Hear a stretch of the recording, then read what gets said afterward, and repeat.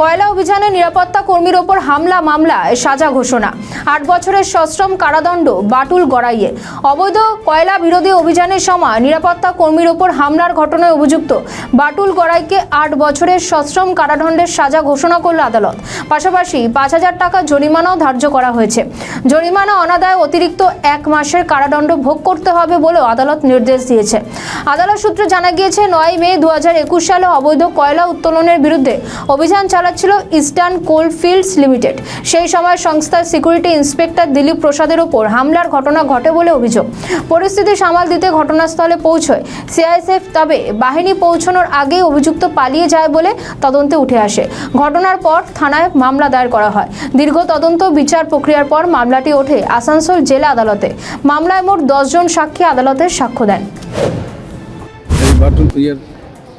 9/5/2021 ঘটনা। সেদিন দিলীপ প্রসাদ, ইন্সপেক্টর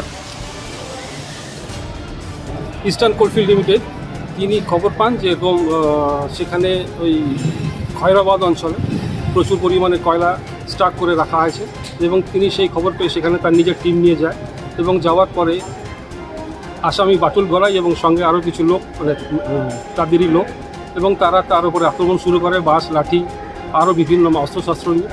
এবং সেই মামলায় বারাবণী কেস পরবর্তীকালে মামলা শুরু করে এবং সেই মামলায় 10 জন সাক্ষী দেয় এবং সাক্ষী সামুদ্রের পরে আজকে আসানসোল জেলা আদালত সাক্ষী প্রমাণ হয়, মানে কেস প্রমাণ হয় এবং 307 ধারায় 8 বছরের সাজা এবং 5,000 টাকা ফাইন এবং অনাদায়ে আরও 1 মাস জেল এবং সশ্রম কারাদণ্ডের